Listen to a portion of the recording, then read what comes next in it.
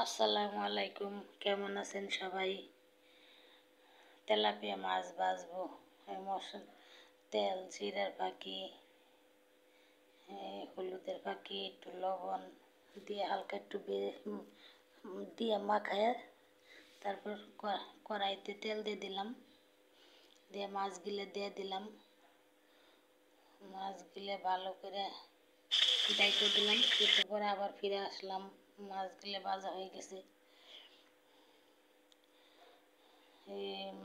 একটু তেল দিলাম, দিয়ে পেঁয়াজ, রসুন, কাঁচামরিচ দিয়ে একটু লবণ দিলাম, দিয়ে লাইড়া চাইড়া এগুলো কষানো হয়ে গেলে, একটু লাল লাল হয়ে গেলে তারপর একটু আদা বাটা দিলাম, দিয়ে আর একটু কষাইলাম। কষানোর পরে একটু মরিচের ফাঁকি দিলাম, একটু হলুদের ফাঁকি দিলাম, একটু জিরের ফাঁকি দিলাম, দিয়ে লাইড়া চাইড়া ভালো করে মিশাইয়া এগুলো একটু ব্রাউন কালার হয়ে গেলে একটু পানি দিয়ে দিব। পানিগুলো শুকাই গেছে, এখন মাছগুলা দিয়ে লাইড়া চাইড়া একটু জাল দিব,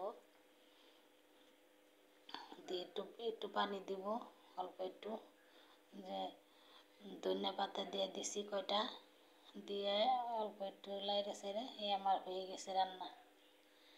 এই যে মাছ বোনা হয়ে গেছে, তেলাপিয়া মাছ।